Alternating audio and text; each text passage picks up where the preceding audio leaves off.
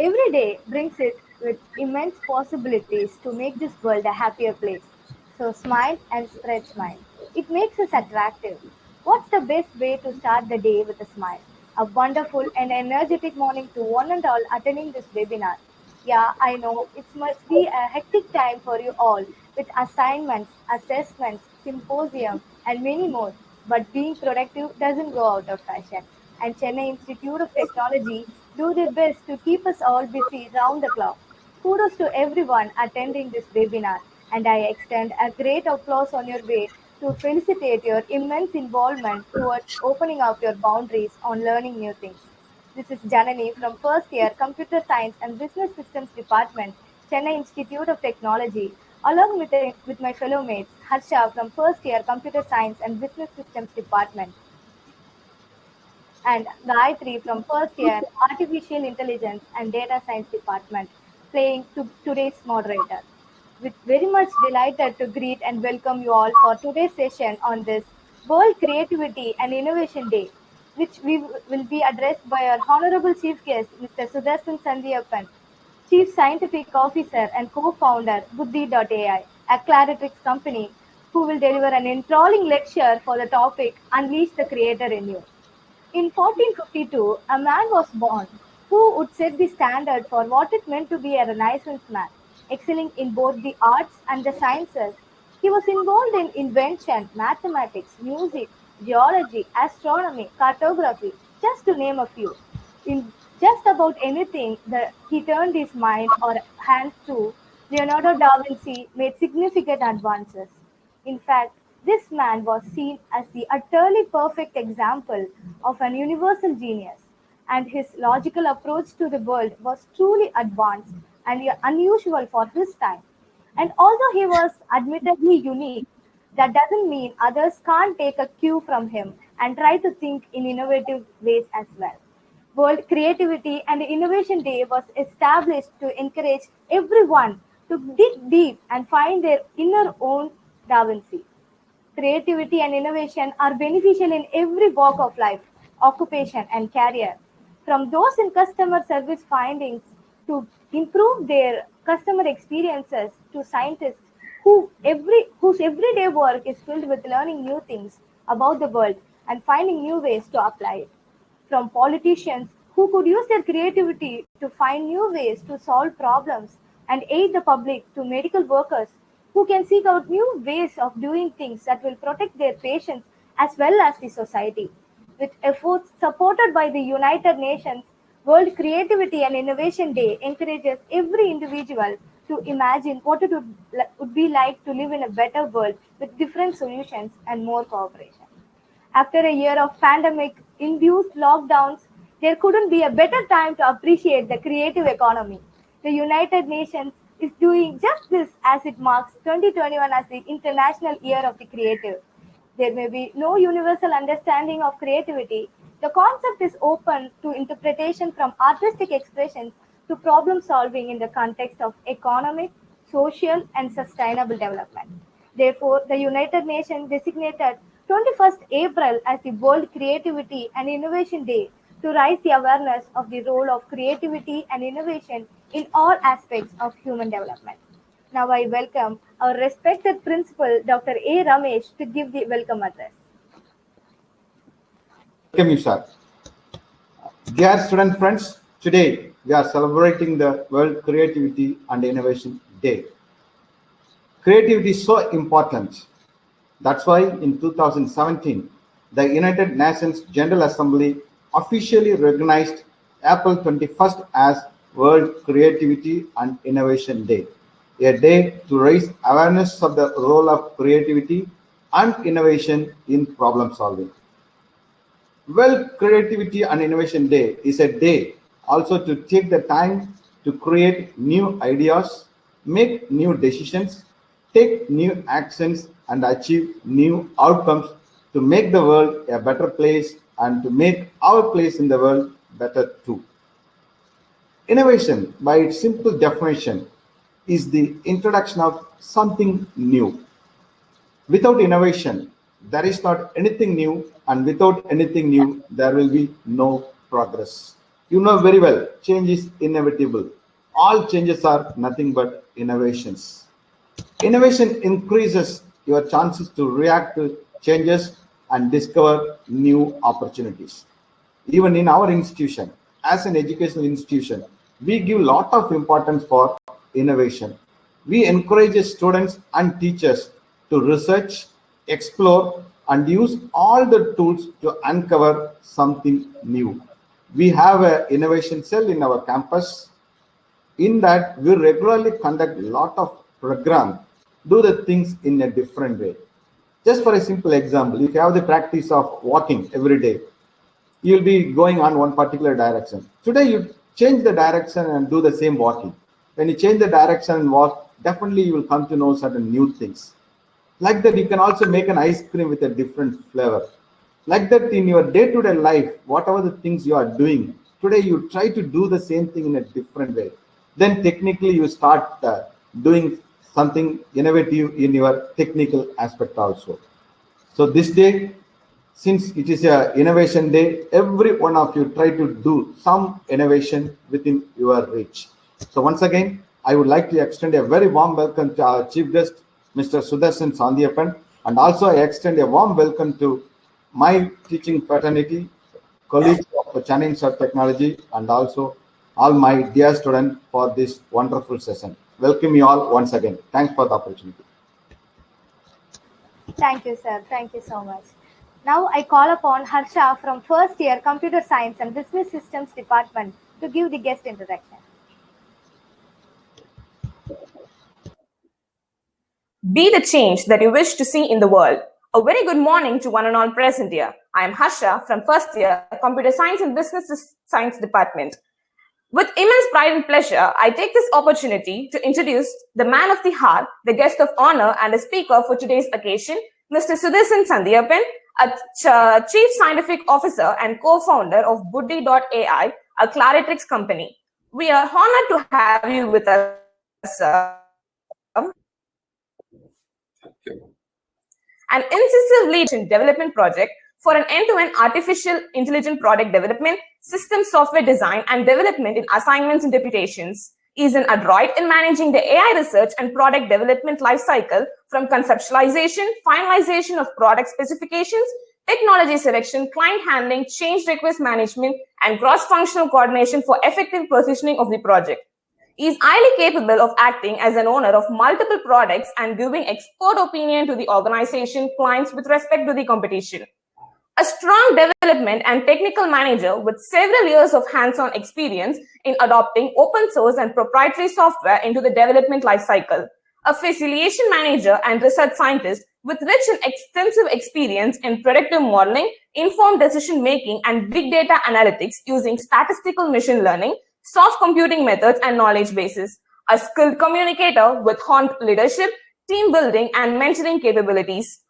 Possess strong analytical and mathematical problem solving and troubleshooting skills. An industry academia joint research facilitator with Thank you. Thank you, Harsha. Now, without further delay, I request our chief guest, Mr. Sudarsun Santhiappan, to kindly take over the session to fill our minds with your awe-inspiring words. Thank you. Welcome to everybody. It's a great day. Okay, Harsha, you surprised me. I mean, I did not expect such a voice from you. Wow, that was very good. Thank you. Sure. Okay, so today apparently it's a day for innovation and creativity. Is my voice coming out clean? Yes, sir. You're clean. Okay, great. So we are going to touch base on some fundamentals of how to identify the innovator in you or the inventor in you. Or how do you identify the best in you? Let's put it simple, right?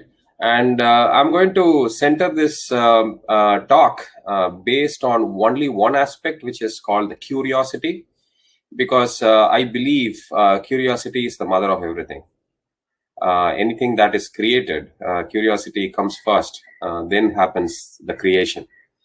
Okay, so I'm going to center my talk around the word curiosity. So what I'm trying to do is to share some of the experiences that I had being a curious person all my life, and some stories kutti stories, if you want to call it that way. Real life stories, I mean, that happened in my life, so that you can cling on to it. Okay, the first thing that I want to share with you, I just want to chime Mr. Principal's statements that, you know, you should try doing things differently than what you are used to. So there is actually a proverb which says experts or genius. How do you define genius? Right? They are not the ones who do different things. They are the ones who do things differently. This is a proverb. I don't remember the root of this proverb, but this is something that struck me when I was very young. One of my friends told me that the definition of genius is to do things differently, not to do different things. So I'm referring to like 20 years before, and that struck me very hard. And so from that point onwards, I try to do things differently. I mean, not differently in the sense for the heck of it. Basically, show interest in how else can we solve a given problem, or how else you can address a given solution, or whatever, right? Okay, so let's cut to the chase. The first thing that we want to understand is the definition of innovation. So what do we actually mean by innovation? So there is a definition. Innovation is the creation of better or more effective products, processes, technologies, or ideas that are accepted by markets, governments, and society. So this is a generalist definition of innovation. Innovation differs from invention in the way that innovation refers to the use of new idea or method, whereas invention refers more directly to the creation of new idea itself. Right? So innovation has nothing to do with invention. So innovation is a word which says you have to do things differently. So exactly what Mr. Principal said, right? So if you are an innovator, you are someone who knows how to do things differently. An inventor is someone who is going to create a new method or a process or a technique or a solution to a given problem in hand. So let's not confuse innovation and invention. They are two different aspects of a curious mind. So innovation comes out as an outcome of a need. So let's say you do things in a style today, and you see there are some issues, or there are some problems, or there are some limitations in the way it is being done. And you being the person who's doing it, you are figuring it out that, okay, the way you are doing it is not probably the best way to do it. So what should I do to make it better, right? And how do you sense that you are not doing things in the correct way? You are basically measuring it. So when Harsha was reading out my profile, so I very strongly believe in this MAC concept, right? Okay, my fundamental engineering degree was instrumentation. So I have learned how to measure things, and I've made it my virtue of my life. So I try to measure everything that I come across in whatever way possible, so that I have an opportunity to analyze the measurements and followed by control the behavior. So measure, analyze, and control can be made virtue of life, right? Can be made as a religion that you want to follow. So whatever you do, try to measure it so that you understand whether you are doing things correctly and if you are doing things optimally. And if you have the if you have the habit of measuring things, you will slowly inculcate the habit of analyzing your measurements. It is a natural next step. You will automatically do it, because if you keep measuring things, and you will get bored of just measuring, so you want to put that data to use. So you will start analyzing it yourself in some way or the other. And once you start analyzing your data, you will get a lot of insights which will help you design your process better, design your solutions better, make better decisions, make your decisions powered by data, make it explainable. Life becomes so good once you start adapting these 3 steps: measure, analyze, and control. Right? So innovation is an outcome of this exercise. So when you find that you are doing a process which is suboptimal based on your measurement and analysis, and you immediately get a need for improving the process, and the exercise that you do in improving the process is called innovation. So innovation comes out of curiosity about what you are doing, how you are doing, am I doing better, all these questions, right? So innovation is an outcome, is a very positive outcome of your curiosity around things that you are already doing in a systematic style or a non-systematic style. I would insist you start living your life more systematically. This is the time you should start considering that as a religion of life, right? The way you live your life. So I'm not referring to the belief structure. I'm referring to more on the execution part.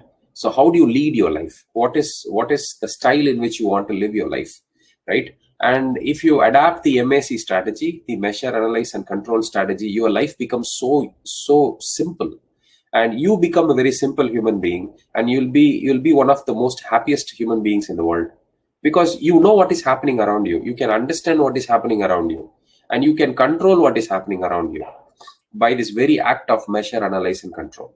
Anyways, going back to the original flow. So we looked at what we mean by innovation, and we also looked at what we mean by invention. So one example for you to remember is to compare, let's say, one of the most popular inventors, which is Edison. I have no respect for him, sorry to say that, after I've learned about what he did to Tesla. I lost all the respect I had for Edison after I read the story about what he did to Tesla. And in my mind, Tesla is one of the best inventors, not Edison. But Edison is very popular. Of course, he's very popular. He has his own credits. But I believe I would, if someone can be a role model to me in terms of invention, I will keep Tesla as my role model. I will never have Edison as my role model. Anyways, so if you want to compare the most popular inventor, Edison, versus the most popular innovator, Steve Jobs. Again, I don't have a lot of respect for Steve Jobs for one thing he said, for something he said. He said in an interview that people asked him, how are you getting the inspiration for creating these products? He said something there. He said, people do not know how to take decisions or what to do things, or what to do, or how to do things or what to do. And he said, you do not know what you want. I will tell you what you want. He said this phrase. He said, you do not know what you want, and I will tell you what you want. Right? It's a very deep statement. Of course, he has pulled it off, and he has created a product which is used by a lot of people who do not know what to do, or who do not know what they want. And Steve Jobs is directly or indirectly telling them what they want. And that actually hurted my ego a lot, right? I know what I want. You don't have to tell me what I want, right? So that actually struck me very strong. So that's why I'm not an avid follower of Steve Jobs. Sorry. I mean, I'm sure there are a lot of fans in this group, Steve Jobs fans. I'm sorry, I'm not one. But I'm still using his name as an example because he is a brilliant innovator. I have to give that credit. So me liking him or not liking him doesn't matter. So we have to learn to look at life in a very objective fashion. And we have to look at people, things, and processes for what they are good and what they have as limitations. So that is a lesson which I learned very early in my life.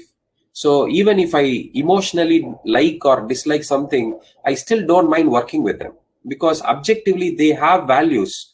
Objectively, they will add values to the system, and we have to live with that, right? You should learn to love the person or the thing that you hate. It's a very conflicting statement, but it's a very deep statement. Trust me. You should know, or you should learn to love things that you hate. So that makes you a perfect human being, or a perfect person. And you can do that when you start living an objective life. So again, in my profile, Harsha read out these words. Being a leader means you have to be objective, explicit, and transparent. So if you have these three virtues, and you will automatically become a leader, or you'll become a role model to a lot of fellows. So if you are objective in your way of life, and if you are transparent as much as possible, and if you are explicit, right? Don't make assumptions. Don't read between the lines. Allow people to say what they want to say, and be explicit in saying what you want to say. grounds, I don't like them, but on these grounds, I definitely look up to them. They have done a lot of things. So that's why I'm saying you should learn to love things that you hate also, right? So that is one takeaway message I want all of you to take home tonight, or you are at home, sorry, take home or take into your mind tonight. Okay, moving on. So innovation, invention, we have seen with examples. So let's look at this question. What is creativity? What is creativity? So people talk a lot about creativity, right? So the ability to create is not really creativity, right? The ability to think out of the box is creativity, in my opinion. So creativity has nothing to do with creation. So you don't have to be a creator to have creativity as a quality. Creativity is more about how you think, or how you envision things in your mind, or how you imagine things in your mind, or how capable are you to think out of the box. You don't want to put yourself in a fixed frame. You see, you don't want to be constrained, and you don't want to think within boundaries. See, boundaries are human made. They are not a natural setting. Boundaries are human made. So it's like, rules are meant to be broken. I mean, I don't support that sentence, but this is also a very popular statement, right? Rules are there for a reason. It is just to make things in an orderly fashion, or execute things in an orderly fashion. But it doesn't mean you should be limited by the rules, because rules are made by humans. Somebody who thought this rule is relevant, but today that rule might not be relevant. So rules are temporal in nature. So we cannot be limited by something which is temporary. That's what I meant by thinking out of the box, or thinking beyond the so-called artificial limitations, right? If you have the ability to think out of the box, or if you have the ability to unleash yourself, then you can call yourself as a creative person. Because a non-creative person will always think within boundaries, will always work within constraints. A creative person will never care about anything. They will envision things the way they want it to be.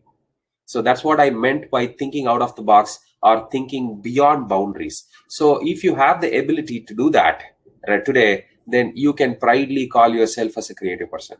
If you ask me, am I creative? I'm probably not. I'm not a very creative person. I like systems. I like boundaries. And it is amazing that boundaries are defined for optimizing a lot of processes. But I'm also of the opinion that boundaries are temporary.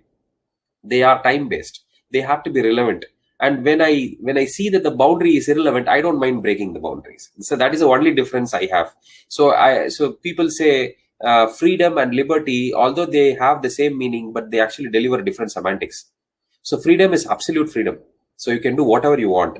Liberty is freedom within bounds. India is a liberal nation. India is not a free nation, right? India follows liberty. It does not mean freedom to people. So whereas if you look at America, it is free. It's freedom. So you can do whatever you want, right? So India has so much of rich culture because of this liberty, not because of freedom. And US does not have a proper culture,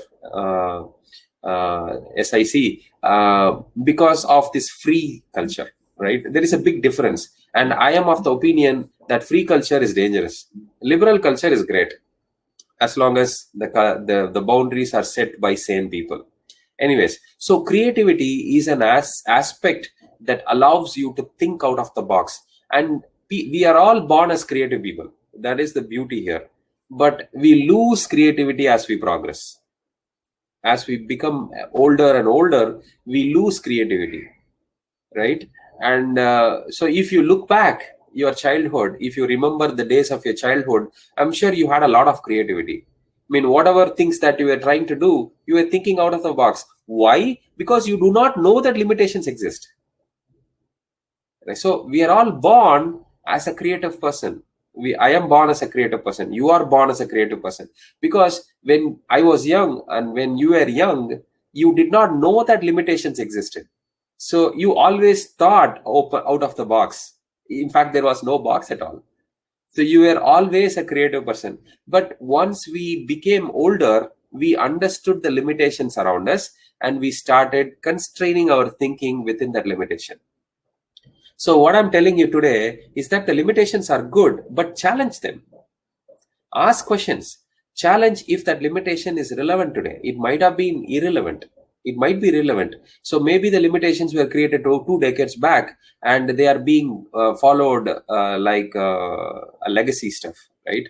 We don't have to follow all limitations if we think it is irrelevant. So when you find something is not appropriate, you should challenge it. I'm not saying you should go and fight on the road or on the court. I'm not saying that. What I mean by challenging is ask questions. Ask the question to yourself. Try to find an answer yourself. And when you cannot find the question, when you cannot find the answer to the question, start asking outside. Start asking other people whom you think may know the answer, right? So the ability to ask questions, that is called curiosity. So creativity and curiosity, they are so tied to each other. So curiosity leads to, or curiosity is a character, creativity is a character, right? And both these characters, they are slightly different, but they are so dependent on each other. So the ability to ask questions and the ability to get the questions in your mind when you see something or when you feel something or when you hear something, that is curiosity. So when you have that urge to ask questions, hey, what is this? Tell me how it works. Why is it not doing this way? Right? So when you get that urge in yourself to ask questions, and that urge is called curiosity, right? And if you look at younger children, they ask questions left, right, and center. I have taught the fourth standard kids a few years back, and I still teach a lot. And compared to teaching at university level versus school level, I enjoy teaching at the school level. So I have taught 8th grades, 9th grades, and I've also taught 4th grades. And teaching 4th grades was a challenge because they ask a lot of questions. Some of them would be funny, but some of them are very deep. Those kids do not realize that it's a deep question because they don't know limitations. They will ask questions whatever that come to their mind, right? And the curiosity that you see amongst those kids will give you a lot of energy, a lot of excitement to do more and more, right? So if you lack curiosity today, or if you think your creativity is shunted today, start talking to kids more.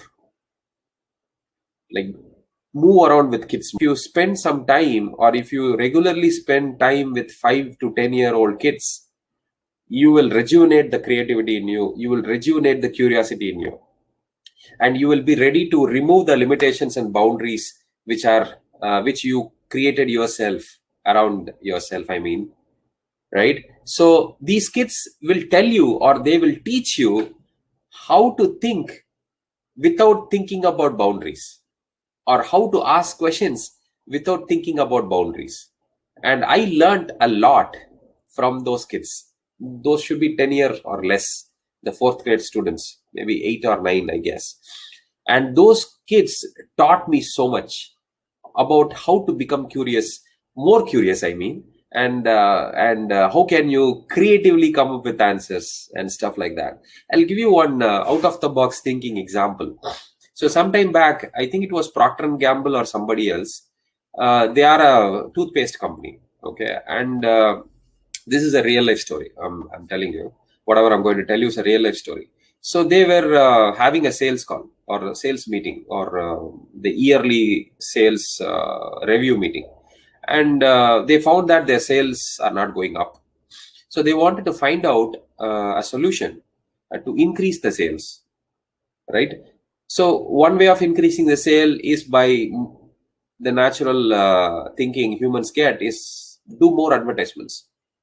More advertisements means more money burnt on ads, right? But are there ways where you can increase the sales by doing something simple? Can we do some simple workaround or a simple hack to increase the sales? One engineer came up with a brilliant idea. What he did, you have this, the mouth of the toothpaste, right? The spout. They increased the diameter of the spout by 5% or maybe 10%, like probably half a millimeter or something. So he suggested this idea. He said, let us increase the diameter of the spout by a small margin. So which means, see, when we apply the paste on our brush, we don't look at the thickness of that cylinder that comes out. We only look at the length of the cylinder. Some people use 1 inch or 1.5 inch, like the way advertisements show. I use probably 1/4 inch. That's more than sufficient for me to brush my teeth. And so people look at the length of the swipe. So when they apply the paste, they only look at the length. They have an approximate, it could be 1/4 inch, 1/2 inch, 3/4 of an inch, or 1 inch, whatever. So people don't really think about the diameter of the tube that comes out or the pipe that comes out. So if I am going to consume the way I am used to consumption, so my consumption is going to increase by 10%. Do you see this brilliant logic here? So without making any change to the user behavior or the customer behavior, they found a solution to increase their sales by 10%. Just by making one simple hack. And that is, my friends, is called out of box thinking. That is called the creative solution. So the non-creative solution is going through the traditional route, where increase ads, increase promotions, have free offers, do some marketing gibberish, and reach out to more customers, or go to Africa and start selling something, or go to Antarctica and start selling. Sorry about the noise. Sorry, I'll have to wait.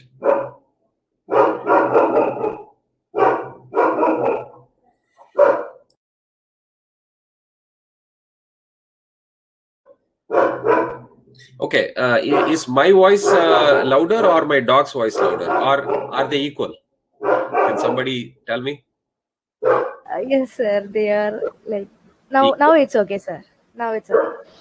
Yeah. Previously it was almost equal. Now it is always. Yeah, always. You have to learn to coexist with other beings at the home. And me and my dog actually share. This room is shared by both of us. It's only a men's room. So me and my dog, we share this room. Yeah. So I give equal opportunity to my dog. Okay. Sorry about that. Yes, sir. Okay. So moving forward. So the solution that they came up with, the paste company, is a very, very elegant solution, and they increase the sales by 10% without changing the behavior of the consumption. So we always say, right, when you are having a client-facing product, right, or if you have some solution which is client-facing, and if you suggest a change which is going to change the behavior of the user, your product will never win, will never live, because humans always resist change. So when you want to implement a change in the process, you should implement in a style which does not change the behavior of the end user. So this is a rule we always follow in product design, usually. But sometimes you have to force people to change the usage style, but that should happen, that will take more time for adaptation. Right, 20 years back, when internet was not there, people always went to shops, did market survey, market research, they read newspapers and stuff like that. But after internet became popular, people stopped going and collecting information from stores, right? So that is change of behavior. In fact, the kids who are attending this meeting, all of you are born after 2000 probably, right? And your behavior is very different from our generation fellows. We have black and white difference in terms of thinking and decision making. And my daughter thinks if she searches for something in the internet, let's say Google search engine. I don't use Google search engine, by the way. I use DuckDuckGo because I hate to be treated as a data point. And Google treats every human being as a data point, and I hate that. So I don't use any Google products, or I try to avoid using as much possible. avoiding the Google products. Or I'm not in Facebook also, by the way. Anyways, so my daughter thinks if the search engine returns that it doesn't exist, she thinks it doesn't exist in the entire planet. I'm sure some of you also think that way, because she's not very very different from you. She's in the 12th grade, so it's probably 2-3 years difference only. So I'm sure some of you are also thinking that way. If you don't find it in the output of a search engine, you believe that it doesn't exist in the world. That is, it's an unacceptable behavior for people from my generation, right? We will get mad if somebody says that. If somebody says Google search says it doesn't exist, so it should not exist, then I'm going to get mad, because I know that the world has more to give. Search engine is just one speck of it, so we can't do much about it.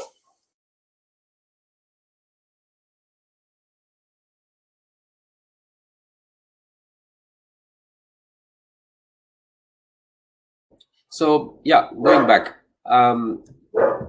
So think about it.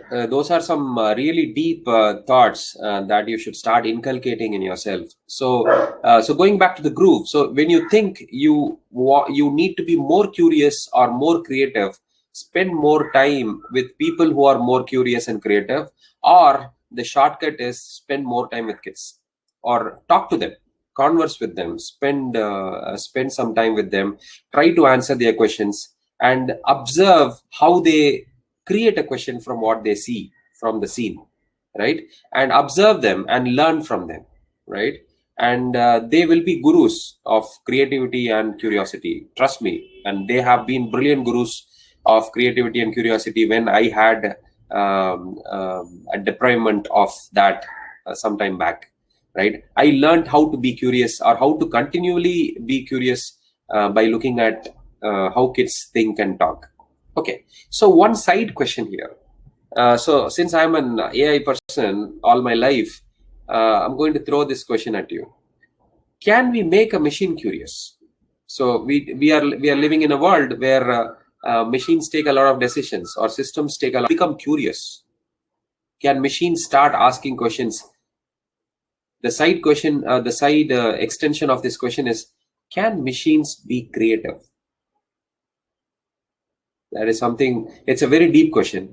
There are some scientists who say creativity can be made a machine attribute, or we can make machines that are creative. So I'm of the opinion that the moment when we can make a machine creative, or when we can make a machine absolutely creative, then probably we have hit on singularity.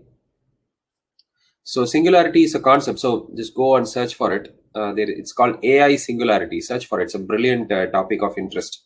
It will excite a lot of interest in you. So if machines can become curious, then most likely we have also become machines. I'm saying half human, half machine, or 80% machine, 20% human. So we might have become cyborgs. So we are part machines and part natural, or part natural, part synthetic. Something like that. Probably we have become like that. I don't think a truly synthetic machine can become creative. I don't believe that, because in my opinion, creativity is disorder, is randomness, and machines are deterministic. They are always ordered. They cannot be disordered, because they are created by an ordered process. So machines are manifestations of being ordered. So an ordered in the sense following limits and bounds, deterministic. In mathematical world we call it deterministic. So a deterministic machine, right, cannot be random. So the word random itself is kind of very interesting, because in math and science there is nothing random. So in math they don't have a notion for randomness. So they always use this word pseudo random. Pseudo random means it appears like random but not truly random. And in the world there is nothing that is truly random. It is only a fact that we don't understand the randomness. When we start understanding the randomness does not exist. That's kind of what to say, counterintuitive. right? It's a paradox. So when randomness can be modeled by ordered systems, then randomness stops existing. It's kind of a paradox. Just think about it. It's another thought to ponder about. So machines can become curious, but they may not become creative, in my opinion. I might be wrong. Today I'm right, definitely, but in the future my statement might become wrong. I hope I will see machines becoming creative in my lifetime. Let's hope. I'm sure in your lifetime you will see machines becoming creative. I'm sure you will also see and taste AI singularity in your lifetime. I don't know if I will see AI singularity in my lifetime. Right? Okay. So the follow-up question to that is, so machines can become curious by this concept of exploration. So there is one aspect of AI called reinforcement learning. So like machine learning, deep learning, these paradigms are there, right? So there is a paradigm called reinforcement learning. So this is basically machines learning to take decisions based on environment. I mean, their assessment, the machine's assessment of the environment. So in that paradigm, there is this concept called exploration versus exploitation. So how do you want to design your agent? Do you want to have an agent that keeps exploring like a madman, a mindless human, or do you want to exploit something that you have learned recently? Right. So they have this mathematical concepts, mathematical theory around exploitation and exploration. And exploration is curiosity. Exploration is, you just go and question unknown territories. You ask questions about whatever you think you do not know. Right? You wander like a madman. And when you wander like a madman, you will learn a lot on the process of wandering. Right? Mr. Principal said, if you go for a walk every day on the same route, change your route. And he said, when you change your route, you'll probably learn something on the new route. So that's exactly called exploration, and that is an outcome of curiosity. So curiosity is making you to go. You take a new route. Curiosity makes you take a new route because you are questioning what are the other routes that I can take. So curiosity allows you to explore, and exploration leads to knowledge. I don't know whether the knowledge is useful or not, but it definitely leads to knowledge. Again, the concept of use versus not useful is relative. It is not useful today. I don't know whether it will continue to be not useful tomorrow. We don't know that because situations change. So the concept of use is temporal in nature. It is not absolute. So allow for information or allow for knowledge to be accumulated. You have to allow yourself to be trainable, or you should have this interest to keep learning new things. And of course, you have a choice to retain what you learned, or you can let it go. That you always have a choice, but keep yourself open for coming across new knowledge, and that makes life very interesting, honestly speaking. So Richard Feynman is a very famous physicist. So he has given solutions, some really fantastic solutions. So I think one time an interviewer asked Richard Feynman, and there is a famous book called You Must Be Joking, Mr. Feynman. It's a very famous book. Try to read it. It's a very good read also. So they asked Feynman, how are you being an inventor of this speed? So Feynman said something very interesting. He said, I keep harping on multiple problems at the back of my mind. So I don't work on one problem. I may not have a solution to all the problems that I deal with, but I keep thinking about multiple problems in my mind. And I am a madman. I will keep wandering. And when I see something, I try to connect whatever I'm seeing newly to one of the problems that I'm harping on, that I'm keeping on the back of my mind. And if something rings a bell, then I try to draw the line between those dots. I connect the dots. And that allows me to unfold a lot of inventions. That is the solution, or that is the answer Richard Feynman said. So if you try to connect this concept or whatever Feynman said with curiosity, So he kept the curiosity on multiple problems at the back of the mind. So you need to know, you need to prove multiple problems. You don't have to have the solutions, right? Don't lose heart or don't lose interest when you don't get the solution. See, solutions do not exist in space. They exist in time and space. This is a dialogue from Lara Croft, the Tomb Raider. It's a movie. I think somewhere at the end, I think. So the solution does not exist in space only. It exists in space and time. So you have to wait for the right time to strike. So if you don't find the solution today, don't lose heart. Don't lose interest. The solution is probably tomorrow. And if you waited for one more day, you will get your reward. So remember this. Solutions exist also in time. So you have to give it the time. And when the time strikes, you will get your solutions. And all the effort that you had put in will all turn to rewards. Right? So curiosity is the root again. So Feynman was a curious human being, was a very curious human being. And he had the patience to keep brewing multiple ideas in his mind. And he was also an explorer. And whenever he came across different ideas and concepts, he tried to connect the dots. And I also do that in some sense. But it's not just Feynman or me. You can do it. In fact, you are doing it already. I'm just asking you to enhance it. I'm just asking you to enhance it and do more of it. The connecting the dots. Right? Okay. So how can I be curious about everything? This is a question I will have. So there is a little bit of support that is needed. If you are not mature enough today, if you think you are a kid, you need a little bit of support to be curious. So the thing is, so when you are curious, very curious, there are people who can shunt you. They will say you are hyperactive. In Tamil, we say arvokolar. Arvokolar. They use all these words to shunt you.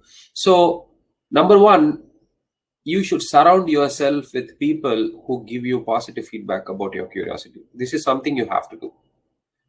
So I'm sure in a class of, let's say, 60 students, at least 15-20 of them would have the curiosity in them. They only need the ecosystem to support the curiosity. That is all it takes. So the way you do it is, don't expect the ecosystem to be set up by the college or by your family or by your parents. Don't expect that. I'm saying you create the ecosystem yourself. And you can do that. You just have to identify the other curious fellow in your class. Pair up with them. Pair up with the other curious fellows. You don't have, I'm not saying you should form a group. I'm not saying you should form a society amongst yourself. What I'm saying is, you be a supporting person for the other guy or other girl, and the other person will become automatically a support for your ideas. See, humans need reinforcements. We need reassurance all the time. So when I have an idea and I always chime it with somebody, and if that fellow also says, yes, this idea sounds interesting, then I feel very motivated to pursue my research on it. Whether that fellow said it for my sake or whether he meant it, I don't really care. I just expect those words to be heard by me. So humans need reinforcement. So what you will have to do is to fit yourself amongst other curious minds. So if you are surrounded by non-curious people, you should probably change your neighborhood. Because you need the positive feedback to inculcate and grow the curiosity and creativity in you. Because if you are curious, you will go a very, very long way, my friends. You will be very happy. You will be very successful. I mean, I don't want to call you successful, because successful is relative. It is not absolute. But you will be very satisfied and happy. You will be very content. And content is absolute. It's not relative. You will be very satisfied and content. And that gives you a lot of peace. Again, peace is absolute, not relative. Happiness is relative. Okay. And the second thing you can do, this is an act of maturity. If your neighborhood does not have curious minds, but you have negative people around you, or people who opine negatively around you. Start building a fort around yourself, saying that you will not listen to nonsense. You will not pay attention to nonsense. I know I am doing the right thing, and I have verified that myself with the best of the efforts, and I will continue being what I am, and become less sensitive to negative feedback from your neighborhood. So there are two ways in which you can do this. One is live in an environment where you have other curious minds around you. So surround yourself with curious minds, or surround yourself with people who can give you positive feedback, or isolate yourself and think that you don't depend on others and you will lead your life the way you want, assuming that you are going in the right direction, validated by information. So these two strategies, if you continue to inculcate, and you can see, it's only a matter of time. See, all the negative people around you will become positive once they start seeing results from you.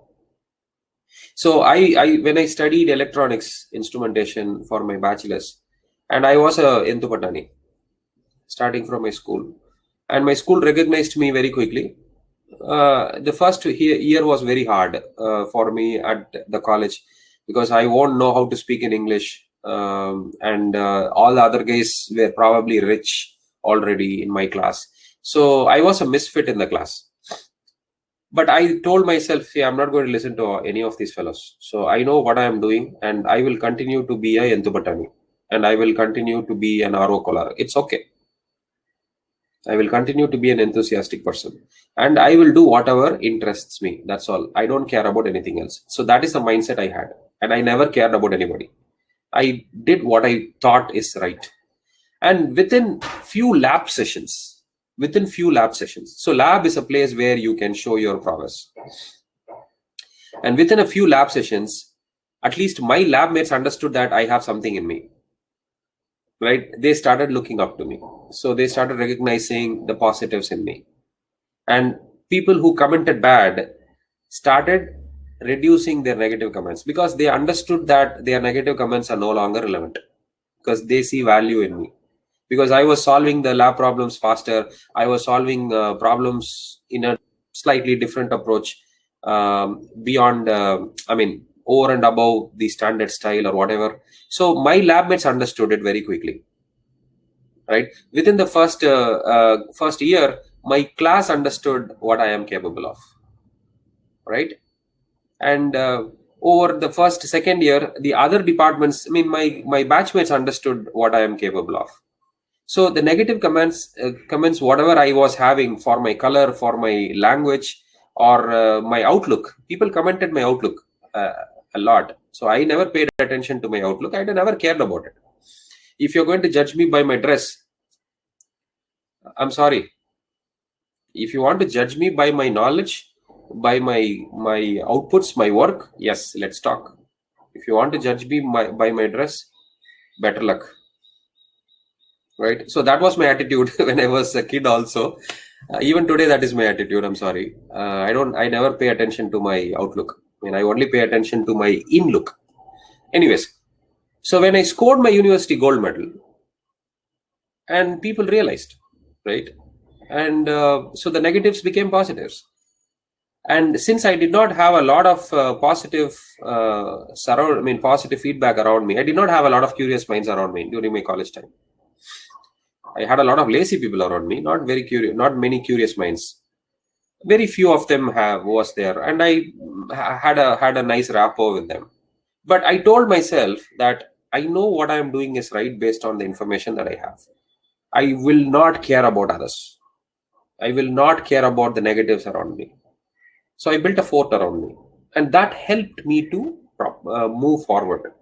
But by the time I finished my engineering, many people started understanding the positives, and negative comments became smaller than the number of positive comments. So now I am surrounded with a lot of curious minds. So I don't have to worry about negative comments at all. I'm sure you can also do this. You can also build a positive environment around you to inculcate the curiosity and creativity in you. Because invention happens only if you have the seed in you, which is curiosity and creativity. So if you don't have a support structure, I'm telling you, build it yourself. You can build it yourself. And one final note I would like to share with you is, being a single skilled person is a limitation. In my opinion, everybody should be multifaceted. Multifaceted means you should know more than one skill. You should have more than one skill, right? You should know to solve different types of problems. Let's say if you're a mechanical engineer, and if you say, I will only solve mechanical engineering problems, I will never pay attention to electrical. I'm sorry, you're wrong, my friend. And if you say, if you're a computer science fellow and you say, I will only do software, I will not touch hardware, good luck to you. God only save you. Okay. And if you are a civil engineer, if you say, I will only construct, I will not learn anything else other than construction. Okay. I hope you do well in life. This would be my comment. So multifacetedness allows you to enhance the explorer in you. So you don't have to be curious about your domain. I'm sure you have all identified your domain because you are studying a particular discipline of engineering. I'm sure there are misfits also. People might show interest in other disciplines, learn about what others are doing, show interest. You don't have to become an expert. I'm saying show interest in others' work. That will make you a wonderful human being. That will make you a great leader in the future. So becoming multifaceted will make your life very promising, very useful for others. And I was very lucky to have one Mr. Subramani. So he was my childhood role model. And he was my neighbor. And he was a multifaceted person. I'm referring to my 4th grade, 5th grade time. And one day what happened is, so he comes to our house for servicing the appliances. So sometime our water pump failed, right? And it was not working at all. So he tried to solve the problem the previous evening. He works somewhere, and he does all these household stuff in the evenings after he finishes his day job. So he attended to the pump last evening, and he couldn't solve the problem, and it was too late. So he went back home. And next day morning, 5 o'clock, we heard a noise in our well. 6 o'clock maybe. And our pump was installed inside the well. He actually jumped into the well. No, don't think that. He jumped into the well to address the problem in the motor.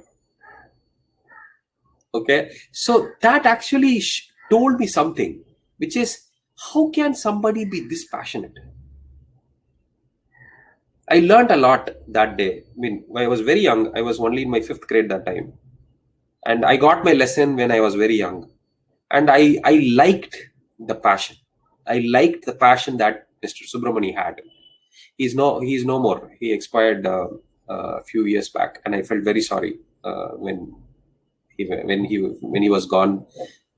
But he actually shaped my younger self. And I liked the passion. He wanted to solve the problem, and he couldn't think anything else. So the first thing he did next morning, 6 o'clock, before going to his day job, he wanted to come and attend it. But he went inside the well, right, and started addressing the problem. And he solved the problem within half an hour. He made the motor work. That passion, that made him my role model, my childhood role model. And he built his house all by himself. I mean, he did the carpentry, he did the civil work, he did the electrical, he did the plumbing, he did the sewage line, everything, including earth job, everything. His family did it. And I learned, okay, can one person know these many things? How can an electrician be a plumber? How can a plumber be a mason? How can a mason be a carpenter? And he was a living example in front of my eyes. And I learned one lesson again. Okay, I have to be multifaceted. I have to be like him. In fact, I told myself I want to be like him, because that added more pleasure. It was a pleasurous experience when he was solving problems, when others were looking at him like that. What? I also looked at him like that. What? How can you do this? I mean, how can you know so many things? How can you be a jack of all trades? And I told myself, I also want to be a jack of all trades. And from that point onwards, I developed the multifacetedness in me. So today in my home, I take care of the plumbing, I take care of electrical, I take care of appliances, I take care of the sewage line, I take care of my garden, civil work, everything. And I learned it in the last 30 years. Learned everything from scratch. Now so the house that I live in today is designed by me. And of course, I had people to implement it. I'm not saying I did the masonry myself. I did not do that. But I had people who followed my instructions. So that made me very powerful. Okay, the power that I'm referring to is the ability to be independent. Okay, nothing other than that. So when you are independent of others, you are the most powerful person. Right? I'm not referring to power by power through money or by manipulating people or by muscle power. I don't mean that. The power of being independent, the power of living the life the way you want to live. That is the power I'm referring to. So multifacetedness will allow you to be very powerful, very content, very satisfied, and very peaceful. And trust me, I'm one example in front of you. So one last thing, one final thing, a piece of a takeaway message. Life is not a race. It is a game. People say life is a race. Everyone should run. You should win. I hate that statement. There is no necessity for you to win. Just go and play it, man. Life is a game. You have to play it. See, when I also tell others, you are a winner because someone chose to lose the game for you. You are at their mercy. So don't feel very proud. That's what I tell everybody. So if you're very proud of winning a match or winning a game or winning an argument, I'm sorry, you are at someone else's mercy. The other guy or other person chose to lose only because of the decision you won. So don't be very proud for winning. Be very proud that you did play the game very well. Be proud of that. You did well. You fought. You fought it very well. So that you should be very proud of. Don't worry about the outcomes of the game. Winning and losing, you should not pay attention to. People say you should treat them at par. I mean, I'm saying don't even consider that. You don't have to consider them and then treat them at par. Why do you have to even do that? Pay attention to the participation. Pay attention to the experience that you got when you played it, or when you went into an argument, or when you did a coursework. Experience the journey. Don't worry about the destination. Life is not a race. Race is only for animals. Race is for horses. You are a human being. Life is a game. Play it well. So that would be a very, very a message that I want to put in all of your minds. And one final statement I want to make. And if you live a life without curiosity, if you live a life without curiosity or creativity, it is like having biryani without salt. Please understand that. Right? I'm sure there are a lot of biryani lovers. I'm a avid lover of biryani. And it is like having biryani without salt.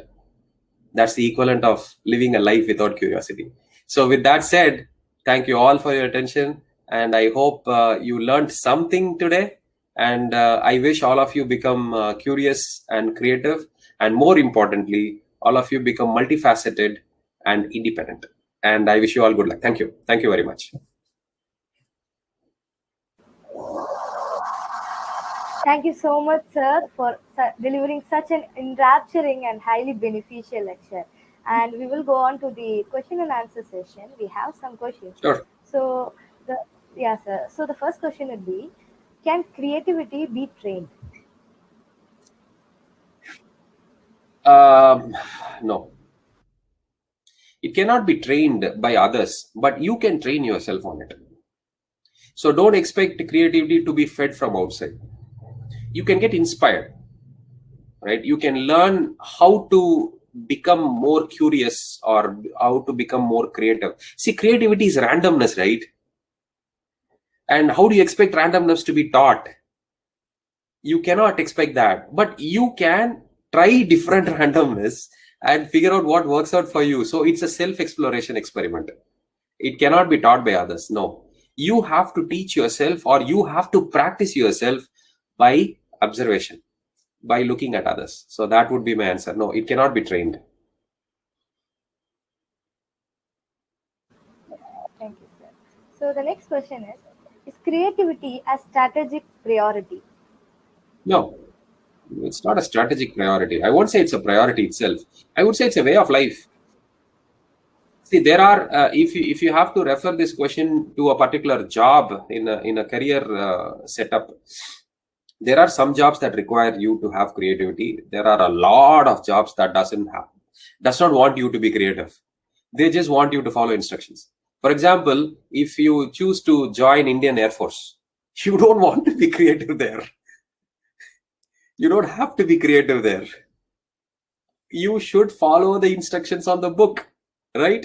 So there are things, see, I'm telling you, rules are made for a reason. They are made for a reason. The only thing that we should do is to check its validity for today's scenario. That is all we should ask. We should ask and ask ourselves and ask others. Is it relevant today to follow these rules?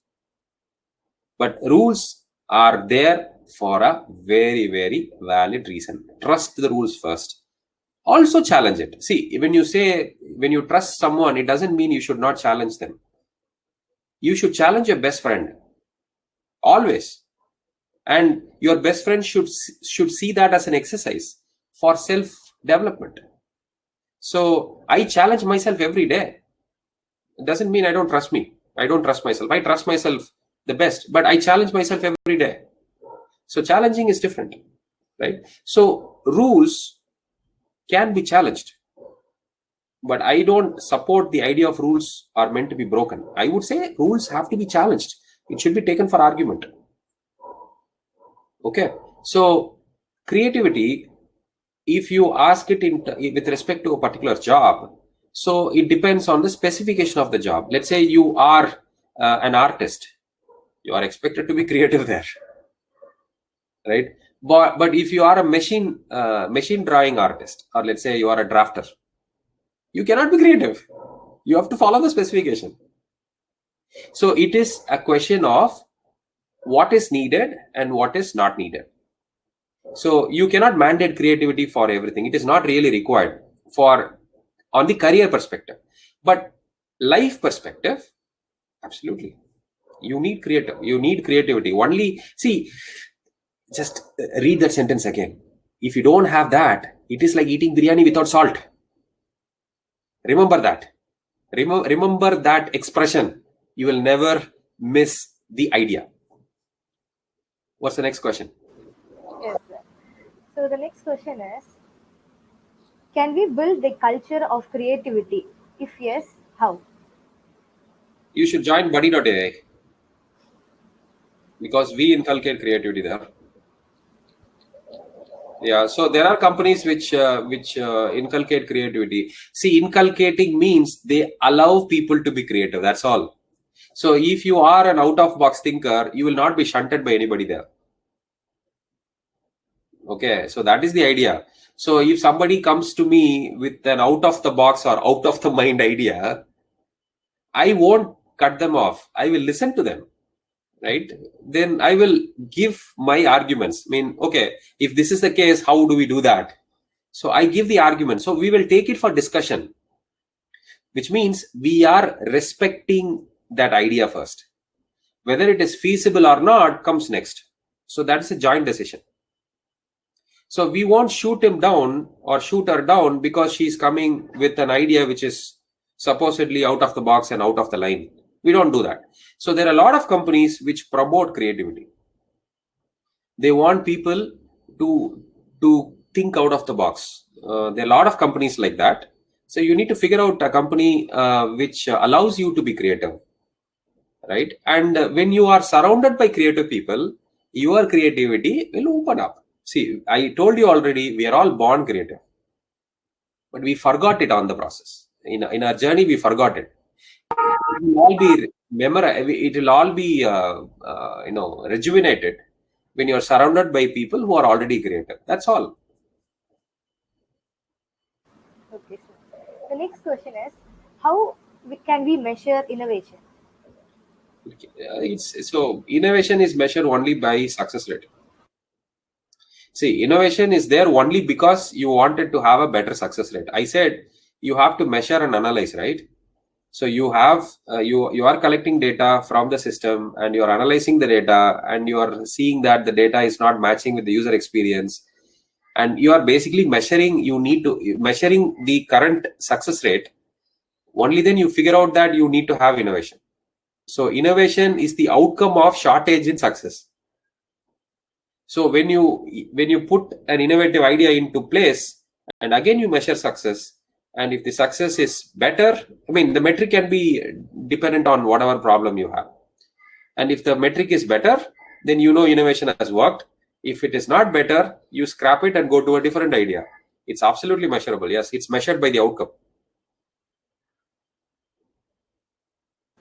Yes, sir. And the next question is, the biggest barrier for creativity, according to you? You. It's you. Nobody else. See, it is your choice. See, if you are a creative person, you are the one who should recognize it first, not others. You are the limitation.